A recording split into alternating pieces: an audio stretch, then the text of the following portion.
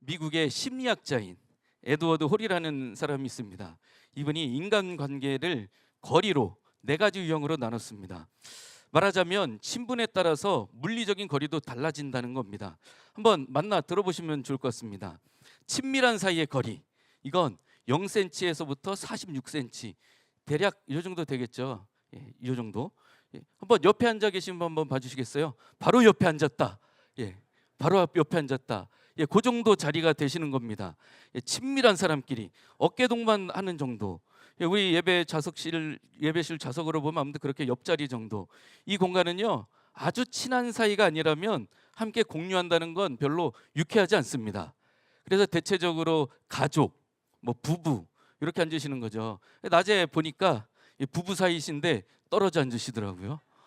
친밀한 관계인데 아무튼 이 0cm에서 한 46cm 정도 되는 거리입니다. 누가 한번 잘 생각해 보세요. 누가 요 정도 거리에서 나한테 다가왔다. 별로 유쾌하지 않으시죠? 좋지 않으실 겁니다. 편안하지 않을 겁니다. 그런데요, 우리 손주가 저기서 할머니 하고 쫓아옵니다. 가까워질수록 어떠시겠어요? 너무너무 좋다가 확 안기면 그것보다 행복한 일이 없으시리라, 그렇게 생각이 됩니다. 너무너무나 편안하고 좋으시겠죠. 그렇게 가까운 거리, 그게 친밀한 사이의 거리입니다. 그 다음으로는 개인적인 거리가 있습니다. 약 46cm 이상부터 요 정도 이상부터 1.2m 정도의 거리입니다. 양팔을 벌렸을 때 원 정도 이렇게 들어오는 공간입니다. 친구나 좀 가까운 사이의 거리입니다. 이 안에 이 친구나 이 가까운 사람이 요 안에 들어가 있으면 편안한데 요 밖으로 넘어간다. 그럼 저 친구가 왜 나를 피하지? 나한테 냄새 나나?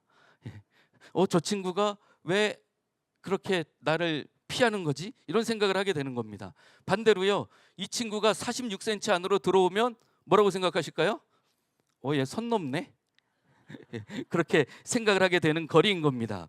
너무 가까이 들어오면 약간 꺼려지지만 또 너무 멀리 벗어나면 나 피하는구나, 이런 생각들이 들게 되는 거리인 겁니다.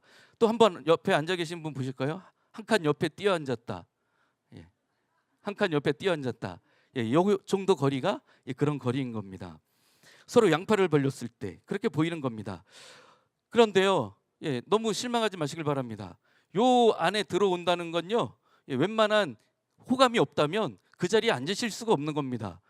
딱 두 가지 이유가 있습니다.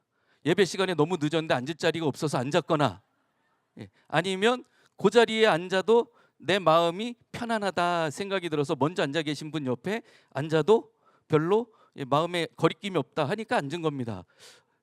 그러니까 옆에 앉아 계신 분이 왜 자리 넓은데, 여기 앞에 이렇게 넓은데 왜 안 앉아? 그러실 수도 있어요, 그렇죠? 그런데 그런 게 아니라 내 옆에 앉는 게 마음이 편해서 앉는 거다, 이렇게 생각하시면 됩니다.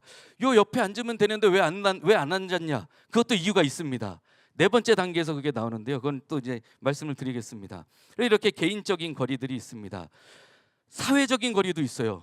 이건 뭐냐면 딱 벌렸을 때 요 밖에서 약 3.6m 정도 되는 거리. 이 거리는요, 사회생활할 때 유지하는 거리입니다. 그래서요, 직장이나 또 어떤 모임에 갔을 때 요 거리가 넘어가면요, 목소리가 안 들려요.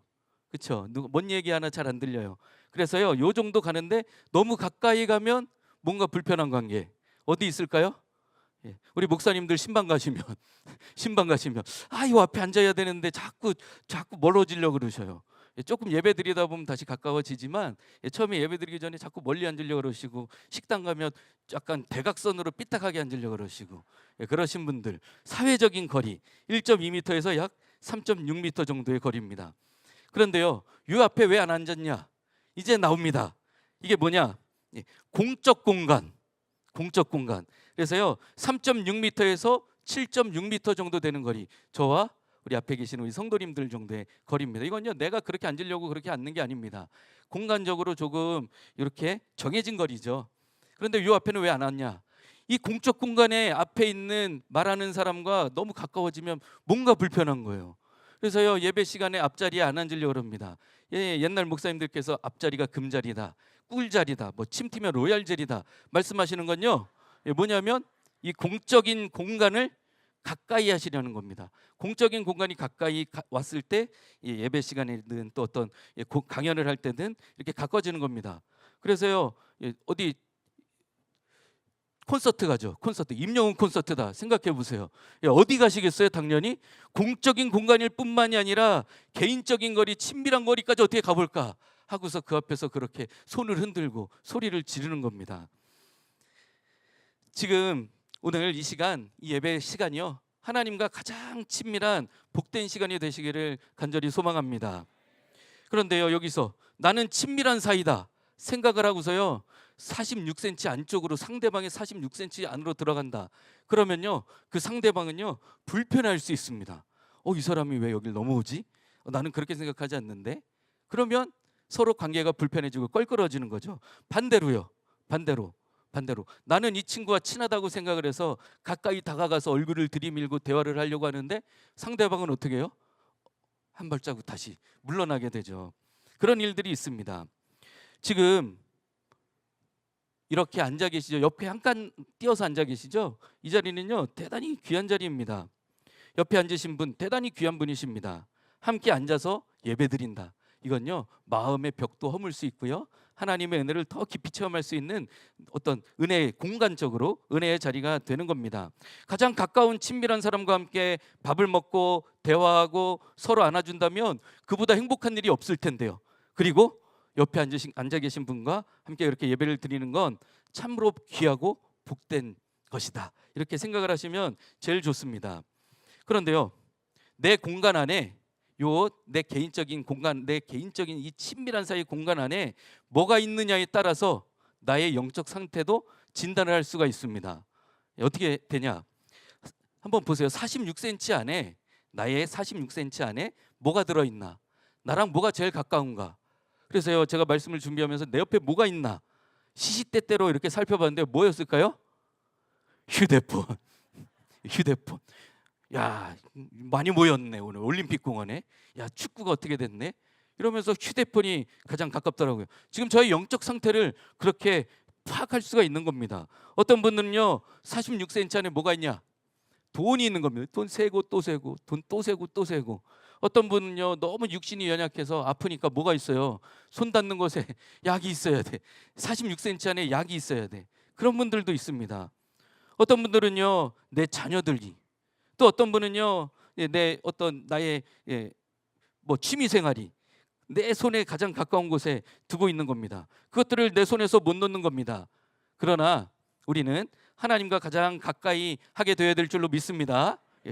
그렇죠. 가장 좋아하는 것, 가장 가까운 사람이 내 공간 안에 있는 겁니다. 반대로 우리를 실망하게 하고, 우리를 낙심하게 하고, 또 절망하게 만드는 요소도 요 46cm 안에, 사실은 그 안에 들어가 있습니다. 내 건강, 내 가족, 내 물질, 내 학업, 내 사업, 이런 구체적인 현실 문제들이 나를 넘어지게 하고 나를 실망하게 하더라는 겁니다. 솔직히 말해서 대략 한 칸 건너 계신 분 계시죠? 한 칸 건너 앉아 계신 분, 그분의 어떤 건강의 문제, 그분의 가족의 문제, 그분의 사업으로 인해서 그분이 절망하고 있거나 낙심하고 있거나 속상해하거나 그러고 있으실 수 있습니다.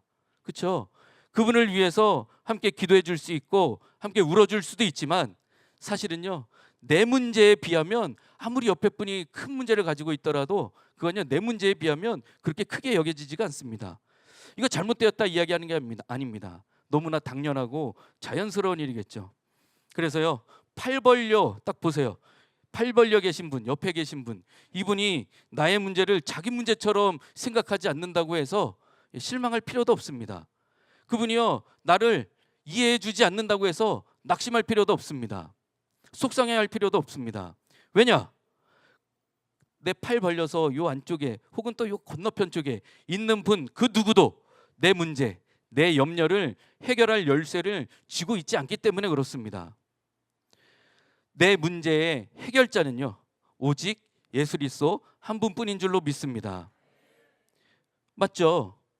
이사야 7장에 그리고 또 마태복음 1장에 이렇게 기록이 되어 있습니다. 우리 한 목소리로 한번 읽어보면 좋겠는데요. 우리 읽어보겠습니다. 보라, 처녀가 잉태하여 아들을 낳을 것이요 그의 이름은 임마누엘이라 하리라. 아멘. 하나님이요, 이 관계를 더 가까이 하시기 위해서, 얼마나 가까이 하시기 위해서냐, 임마누엘 하시려고, 나와 함께 하시기 위해서, 나와 함께 하시려고 십자가를 지신 분이십니다. 하나님의 영역에 나를 두시려고, 하나님의 품에 안고 하나님의 자녀 삼으시려고 십자가를 지기로 결단하신 분이십니다. 그렇다면요, 내 문제도, 내 염려와 걱정도, 근심과 절망도 모두 하나님을 만나는 축복의 통로 되게 하시는 줄로 믿습니다. 혹시 근심과 염려 중에 있으시다면, 절망하고 좌절하고 계시다면, 길을 잃고 헤매이는 분이 계시다면, 그분은요, 반드시, 무조건 하나님께서 내가 너와 함께 할 거야, 내가 너와 함께 하고 싶어, 그렇게 말씀하고 계시고 우리에게 알게 하시려는 복된 시간 중에 계신 겁니다. 예수님께서 마태복음 1장에서는 임마누엘이시다 이렇게 기록이 되어 있고, 28장 끝절에서는 마지막 승천하시기 전에 내가 세상 끝날까지 너희와 함께하리라 라고 말씀을 하십니다. 지금 부정선거로 인해서 올림픽공원에서 젊은이들이요, 자유시민운동을 막 하고 있습니다. 잘 해결되지 않을 것 같은 문제들입니다. 그러나 하나님께서 하나님의 방법대로 해결해 주셔서 내가 지금 너와 함께하고 있어, 내가 지금 너와 함께 할 거야, 세상 끝날까지 너와 함께 할 거야, 반드시 깨닫게 해주실 줄로 믿습니다. 도대체가 해결되지 않을 것 같은 이런 문제들, 이게 해결이 되면 우리는 뭐라 그러냐면 이걸 기적이다 이렇게 이야기를 합니다. 기적이다. 예수님과 함께하여서 기적을 맛본 중풍병자의 오늘 이 말씀을 통해서 우리 삶에도 일어날 그 기적을 소망하면서 말씀을 한번 나눠보려고 합니다. 예수님께서 가버나움으로 들어가셨습니다. 온 동네에 소문이 쫙 퍼졌습니다. 예수님이 오신다. 이 예수님을 만나려고 수많은 사람들이 모여들고, 그리고 또 그 자리에서 예수님께서 말씀을 전하고 계십니다. 그런데요, 내 사나이가 지붕을 뜯고 있습니다. 그리고는 한 중풍병자를 상에 달아서 내립니다.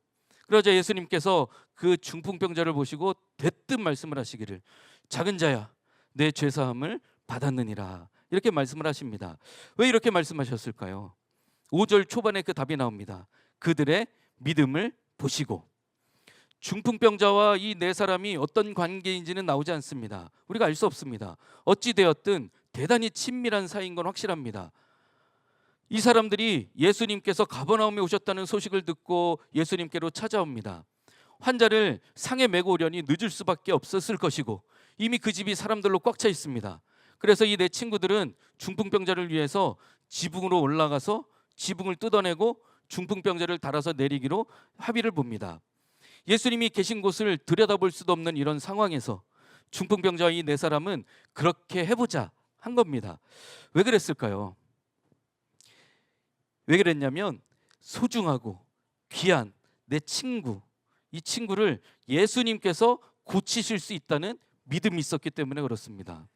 지붕을 다 뜯어내는 손해와 위험을 감수하고서라도 예수님을 만나기만 한다면 문제가 해결될 것이라는 그 믿음, 예수님과 가장 가까운 거리에 가기만 하면 모든 문제가 해결될 것이라는 그 믿음, 이 믿음이 이들로 하여금 그런 결정을 내리게 한 겁니다. 예수님께서는 이들의 믿음을 보셨습니다. 예수님께 가기만 하면 된다.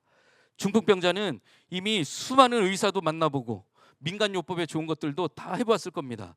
그렇게 노력하고 수고할수록 얻어내게 된 건 딱 한 가지, 절망.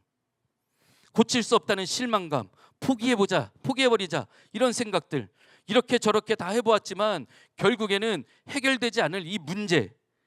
그런데요, 마지막으로 한번 이 문제를 예수님께 가지고 가보자 결정을 한 겁니다.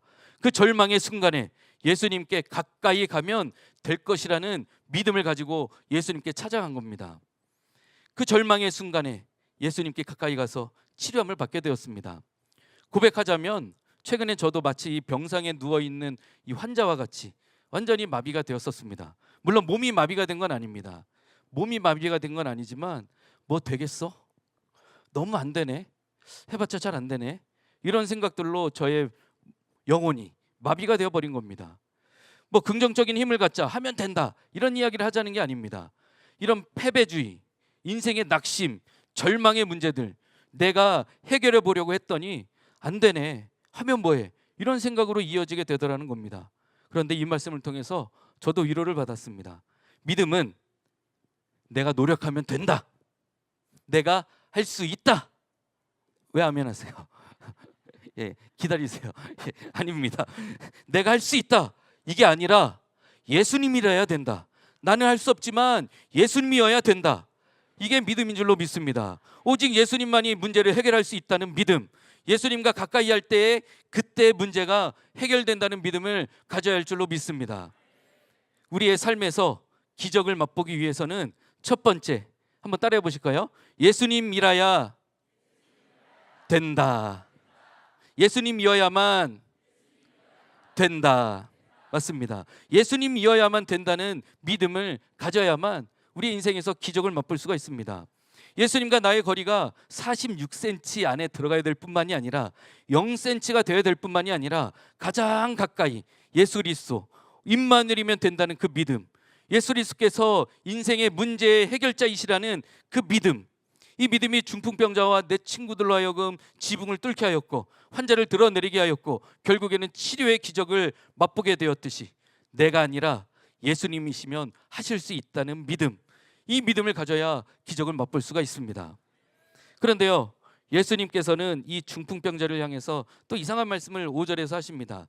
뭐라고 말씀하시냐면 작은 자야 내 죄사함을 받았느니라, 이렇게 말씀을 하십니다. 도대체 왜 그 환자에게 작은 자야 내 죄사함을 받았느니라 이렇게 말씀을 하셨을까요? 실제로 중풍병이나 이 나병은 죄의 결과로, 당시에는 죄의 결과로 여겨졌습니다. 죄에 대한 결과로 생각이 되었던 겁니다. 그래서 그 자리에 있던 서기관들의 생각이 이랬습니다. 7절 말씀에 이 사람이 어찌 이렇게 말하는가? 신성모독이로다. 오직 하나님 한 분 외에는 누가 능히 죄를 사하겠느냐. 맞죠? 하나님께서 사하시는 거죠. 서기관들은요, 군중들의 사이에 숨어서 예수님의 치유 기적을 목격했으면서도 그렇게 말한 겁니다. 얼핏 들으면 맞는 이야기 같습니다. 그런데 여기에 교묘하게 숨어있는 악한 생각이 있습니다. 나는 중풍병도 없고 나는 나병 환자도 아닌데 저 사람은 아픈 사람이고 중풍병자였기 때문에 저 사람은 죄가 있지만 나는 죄가 없다. 도둑질하지도 않았고 간음하지도 않았고 때리지도 않았고 예배 시간마다 철저히 지켰고 재물은 좋은 것으로 드리려고 애를 썼어. 그러니 나는 죄인이 아니다 라고 말하고 있는 겁니다. 그래서 하나님의 이름을 들먹이면서 예수님의 흠을 잡으려고 하는 겁니다. 그러나 이 예수님의 죄사함의 선포야말로 중풍병자로 하여금 죄의 결박에서 풀려지게 하고 하나님과의 관계를 회복시키는 것이었습니다. 한시적인 육신의 병고침이 아니라 영생을 선포해 주셨습니다. 그런데요, 서기관들은 그 선포, 영생의 선포 앞에서 예수님을 신성모독자라고 이야기하고 있는 겁니다. 하나님만이 죄를 용서하실 수 있다라고 이야기를 하지만 사실은 양을 잡고 비둘기를 잡아 드림으로써 문제가 해결될 수 있다라는 착각을 빠져 있는 겁니다. 내가 드리는 재물, 내가 드리는 공로, 내가 수고하고 애쓰는 노력들이 필요하다. 그러니 이 서기관들의 제사행위는 제사함을 받을 만한 자격을 찾는 나의 행위에 불과한 겁니다. 제사함을 받을 조건을 찾는 행동인 겁니다. 좋은 재물을 잘 드려야지만 죄사함이 해결된, 죄사함을 받을 수 있다. 이들에게는 죄사함이 없습니다. 그러나 예수 그리스도의 보혈의 공로에 의지하여서, 말씀에 의지하여 예수님의 십자가 아래에 모두 내려놓을 때 우리에게도 기적이 일어나게 될 줄로 믿습니다. 중풍병자에게 죄사함을 받았다라고 말씀하신 것은 이제는 더 이상 너의 인간적인 노력과 수고도, 너의 친구들의 인간적인 걱정과 헌신도 필요 없다라는 예수님의 선포입니다. 오직 예수 그리스도면 된다. 내 능력과 내 방법으로 문제 해결의 열쇠를 찾아 헤매다가 좌절하고 절망했을 그 속사람이 예수님을 만나서 죄사함을 받아 죄의 결박에서 풀려나고 영생의 기쁨을 누리게 된 줄로 믿습니다. 여기서 두 번째, 참된 기적을 맛보기 위해서는 종교인이 아니라 죄인이 되어야 한다. 한번 따라해 보실까요? 종교인이 아니라 죄인이 되어야 한다. 우리는 예수님의 십자가 보혈 앞에 죄를 내려놓고 하나님의 은혜로 죄사함을 받아 하나님의 영생을 소망하는 복된 인생들이 된 줄로 믿습니다. 질병이 없으면 치유가 없습니다. 오늘 기적을 경험하고 싶으시잖아요, 그렇죠? 어떻게 해야 되냐? 아파야 됩니다. 치유의 기적을 경험하려면 아파야 해요, 그렇죠? 안 아픈 사람이 치유의 기적을 경험할 수 없습니다. 죽었다 살아난 거 보고 싶으신 분 계세요? 죽어야 됩니다. 방법이 없어요. 죽어야 됩니다. 예수님께서는요, 십자가에서 죽으심으로 부활을 나타내 주셨고, 예수님께서 다시 살아나심으로 우리에게 생명의 길을 열어주셨고 천국의 문을 열어주신 줄로 믿습니다. 도저히 내가 할 수 없다고, 나는 죄인이라고, 나는 죄인일 뿐이라고 고백을 할 때, 그때서야 죄사함의 기적을 경험할 수 있고 영생의 소망을 얻게 되는 줄로 믿습니다. 예수님만이 문제 해결자가 되십니다. 그런데요, 말은 그렇게 하면서 정작 문제를 내려놓지 못하고 내가 붙들고 있는 건 교만입니다. 내가 뭔가 할 수 있다라고 생각하는 건 대단히 어리석은 생각입니다. 그렇다고 아무것도 하지 마라, 이런 말씀을 드리는 게 아닙니다. 말씀에 귀를 기울여서 실제적인 내 삶으로 믿음을 증명해내야 할 줄로 믿습니다. 그래서 기적을 맛볼 세 번째 조건이 있습니다. 한번 따라해 보실까요? 말씀에 곧 즉시 반응하는 것. 맞습니다. 기적을 맛보기 위해서는요, 말씀에 곧 즉시 반응해야만 합니다. 임마누엘의 믿음도 있고, 하나님이 나와 함께 하시는구나, 믿음도 있고, 아, 내가 죄인이구나, 나는 안 되는구나 라는 그런 어떤 회개와 마음에 또 하나님을 향한 마음도 있지만, 그렇게 죄사함의 선물을 받았지만 하나님의 말씀 앞에서 즉각 반응하지 않는다면 기적을 경험할 수가 없습니다. 예수님께서 중풍병자에게 이렇게 말씀을 하십니다. 내 상을 가지고 집으로 가라. 여기서 내 상이라 그랬더니요, 무슨 상품 받았나? 아닙니다. 상, 누워있던 상이에요. 이 상을 가지고 집으로 가라. 이 순간 가장 당황할 사람이 누구냐? 바로 중풍병자 자신입니다. 중풍병자는요, 사지가 마비되어서 움직일 수 없어서 자신의 인생을 포기했던 사람입니다. 보는 사람마다 저 사람 죄인이야 하던 사람입니다. 더 이상 소망도 없고 희망도 없고 다 포기했던 사람이 바로 이 중풍병자입니다. 이 중풍병자는 옆에 4명의 친구들, 그나마 이 4명의 친구들이 있어서 잠깐 옮겨질 수가 있지만 더 이상 움직일 수가 없는 사람입니다. 그런데 이 중풍병자에게 예수님께서는 12절에 이렇게 예수님께서는 내 상을 가지고 집으로 가라, 이렇게 말씀을 하시고 중풍병자는 12절에서와 같이 행동을 합니다. 우리 한번 같이 읽어보겠습니다. 그가 일어나 곧 상을 가지고 모든 사람 앞에서 나가거늘. 다시 한번 읽으실 텐데, 그가 일어나 곧부터, 여기 곧에 힘을 주셔야 됩니다. 다시, 그가 일어나 곧 상을 가지고 모든 사람 앞에서 나가거늘. 지금, 곧, 당장, 즉시, 이게 중요합니다. 오늘 이 예배에 참여한 우리 금남의 모든 성도님들에게 곧, 언제요? 지금, 당장 하나님의 말씀에 반응하는 복된 믿음을 갖게 되시기를 주님의 이름으로 소원합니다. 예수님의 기적을 경험한 대부분의 사람들은요, 즉각적으로 곧 반응을 했습니다. 특별히 우리가 오늘 읽은 이 마가복음의 대부분의 기적을 경험한 환자들은요, 즉 곧 반응을 합니다. 야이로의 딸에게는요, 예수님께서 달리다굼 소리치셨더니 그 소녀가 곧 일어났다, 기록이 되어 있습니다. 귀 먹고 말 듣는 자에게는 예수님께서요, 에바다 하고 외치셨더니 곧 입이 풀려서 분명하게 말하게 되었다. 귀신 들린 소녀의 아버지도요, 예수님 말씀하셨더니 곧 내가 믿나이다 했더니 그 딸의 질병이 치유되게 되었습니다. 귀신이 떠나가게 되었습니다. 바디메오도, 수로보니게의 여인의 딸도 두말 없이 즉시 반응을 하였더니 치유의 기적을 경험하게 되었던 겁니다. 몸에서 뭔가 꿈틀꿈틀하고 이제 좀 되는 건가? 기도하다가 이제 좀 응답이 오는 건가? 그러면 한번 반응해 볼까? 이게 아니더라는 겁니다. 그렇게 되었다, 성경에 기록되어 있지 않습니다. 예수님의 말씀대로 곧 즉각 반응했더니 기적이 일어났던 겁니다. 머뭇거리지 않습니다. 그래서 세 번째, 기적을 경험하기 위해선 곧 즉시 믿음의 반응을 하는 것입니다. 구하라 주실 것이요 말씀을 하셨는데요, 구하질 않아. 찾으라 그러면 찾을 것이다 말씀을 하셨는데 찾아다니질 않아. 두드리라 그러면 열린다 하셨는데요, 두드리질 않습니다. 왜 그럴까요? 바빠서. 왜 그럴까요? 그게 되겠어? 왜 그럴까요? 내 생각에 그게 아닌 것 같은데. 믿음의 반응에 대한 즉각적인 믿음에 대한 즉각적인 반응이 우리가 기적을 경험할 축복의 통로가 되는 줄로 믿습니다. 오직 예수 그리스도 이것으로 결단하고 돌아서면 됩니다. 여지껏 내가 하려고 했고 이제까지 내가 어떤 방법을 찾아보려고 했지만 이제는 그것들 다 내려놓고 하나님 앞에 순종하며 반응할 때 하나님께서는 가장 좋은 것으로 우리에게 채워주실 줄로 믿습니다. 안 될 것 같았는데 절망해서 다 포기했는데도 불구하고 오늘 중풍병자는 예수님의 말씀에 곧 반응하였더니 일어나게 된 놀라운 기적을 경험하게 되었습니다. 이제 이 중풍병자는요, 집에 자기의 상을 지고 갑니다. 집에서 나올 때는 어떻게 했어요?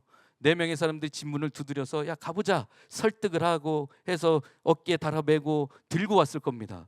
그런데요, 그 상에 누워있던 우리 아빠가, 그 상에 앉아있던 우리 형이, 그 상에 누워서 끌려갔던 우리 아들이 오늘 멀쩡하게 왔는데 심지어 그 상을 지가 지고 온 겁니다. 이 아들이 어떻게 된 거지? 우리 아빠가 이걸 어떻게 들고 온 거야? 우리 동생이 이걸 들고 왔다고? 얼마나 놀라고 얼마나 기뻤을까요? 그 자리가 잔치자리가 되었을 겁니다. 이제 이 중풍병자는요, 증인이 된 겁니다. 존재 자체가 예수님의 증인이 된 겁니다. 존재 자체가 기적이고 증거입니다. 우리도 마찬가지 아닌가요? 한번 따라해 보실까요? 내가 기적이다. 진짜 기적은요 벌써 일어났습니다. 죽었다 깨지 않으셔도 됩니다. 아프지 마세요. 나 아픈 거 좀 아팠다가 치유받는 기적 해봐야지. 하지 마세요. 그런 기도는요. 안 아프고 하나님을 만나고 하나님의 은혜를 받고 그리고 죄사함을 받고 그래서 내가 기적이 되는 것, 이것이야말로 더 큰 기적인 줄로 믿습니다. 그래서요, 내가 기적이다. 자, 이렇게 가만 보니까요, 여기에 뭐 장로님도 계시는데요, 여기에서 앉아 계실 수 없는 분들이 많이 있습니다. 어디 저기 우림시장 거리에서 다녀야 될 분들도 계셔요. 그런데요, 그분을요 하나님께서 만나 주신 겁니다. 이거 얼마나 놀라운 기적이에요, 그렇죠? 이 시간 여기서 예배드리고 있습니다. 이거 기적입니다. 이런 놀라운 기적, 지금 혹시 구체적인 현실 문제 가운데 계신가요? 물질의 문제, 가정의 문제, 건강의 문제, 직장의 문제, 생업의 문제, 이 문제들로 말미암아 사지가 마비되어 있는 것 같이 그렇게 여겨지시나요? 그렇다면 그 문제는요, 살아계신 하나님을 경험하고 하나님과 더 가까이 가게 될 임마누엘의 축복을 경험할 은혜의 통로, 축복의 통로 되게 하실 줄로 믿습니다. 그래서 우리에겐 따라해 보실까요? 문제도 은혜입니다. 고난도 은혜입니다. 좀 목소리 작아지신 것 같아요. 고난도 은혜이신 겁니다. 목소리 크게 하시죠. 다시 한번. 그래서 우리에겐 문제도 은혜입니다. 고난도 기적입니다. 매일매일 기적을 매일매일 기적을 맛보는 믿음으로 임마누엘의 은혜로 승리하시는 우리 금난의 모든 성도님들 되시기를 주님의 이름으로 축원합니다.